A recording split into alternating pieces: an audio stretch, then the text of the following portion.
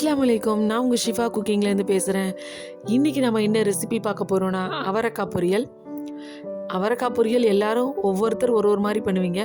நான் என்னோடய ஸ்டைலில் எப்படி செய்கிறதுன்னு சொல்கிறேன். இங்கே நான் 1/2 கிலோ அவரைக்காய் கட் பண்ணி வச்சுருக்கேன். அதுக்கு முதல்ல நம்ம மசாலா வறுத்துக்கலாம். கொஞ்சமாக ஒரு 1/2 கரண்டி எண்ணெய் ஊற்றிக்கோங்க. இதில் 1 ஸ்பூன் ஜீரகம், 1/2 ஸ்பூன் தனியா,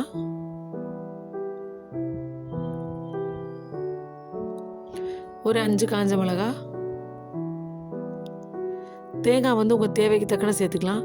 சில பேருக்கு நிறையா தேங்காய் பிடிக்கும், சில பேருக்கு தேங்காய் ரொம்ப கம்மியாக பிடிக்கும். அதனால் உங்கள் தேவைக்கு ஏற்ற மாதிரி தேங்காய் சேர்த்துக்கோங்க. நல்ல லோ ஃப்ளேம்லேயே வச்சு நல்லா வறுத்துக்கோங்க.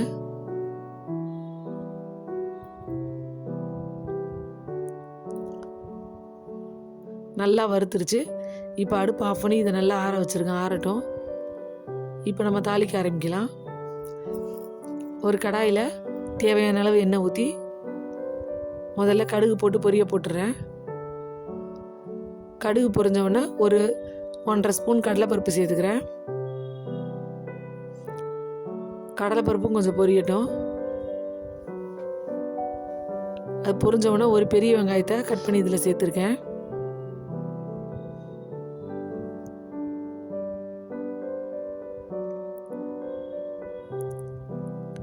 அதோட 2 பச்சை மிளகாயை நேராக கீறி இதில் சேர்த்துருக்கேன். இப்போ இது எல்லாமே கொஞ்சம் நல்லா வதங்கட்டும். காய்கறியை வந்து எப்போவுமே ரொம்ப ப்ளைனாக கிண்டதை விட இந்த மாதிரி கொஞ்சம் காரசாரமாக கிண்டா தான் வீட்டில் எல்லோரும் சாப்பிடுவாங்க.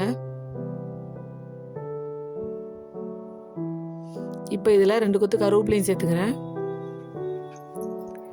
இப்போ நம்மளோட தாளிப்பு ரெடி ஆயிடுச்சு. இப்போது நறுக்கி வச்சுருக்க அவரைக்காவை இதில் தூக்கி கொட்டிடலாம்.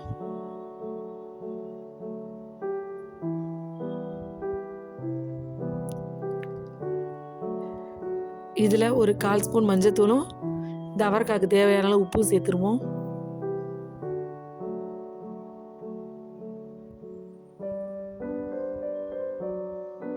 இப்போ எல்லாத்தையும் நல்லா மிக்ஸ் பண்ணி விட்டுட்டு அவரைக்காயை கொஞ்சம் நேரம் மூடி வச்சுருங்க.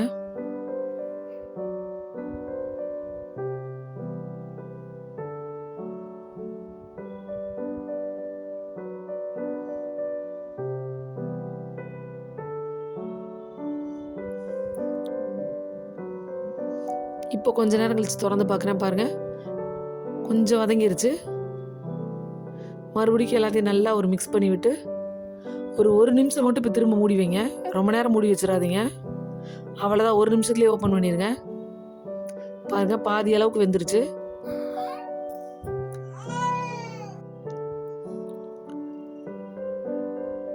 திரும்ப வந்து அவரைக்காவை மூடாமல் திறந்து வச்சு கிண்டுங்க. ஏன்னா திரும்ப மூடி வச்சிங்கன்னா அவரைக்காவோட கலர் வந்து மாறிடும்.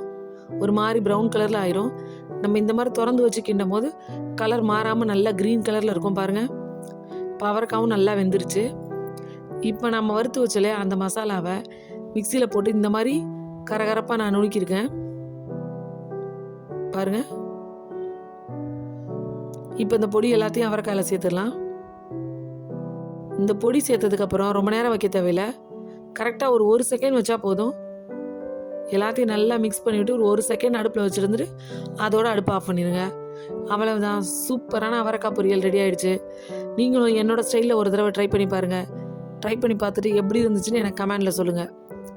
என்னோட இந்த ரெசிபி உங்களுக்கு பிடிச்சிருந்துச்சுன்னா என்னோடய சேனலை லைக் பண்ணுங்கள், ஷேர் பண்ணுங்கள், சப்ஸ்கிரைப் பண்ணுங்கள். மறந்துடாமல் பெல் ஐக்கானை கிளிக் பண்ணுங்கள்.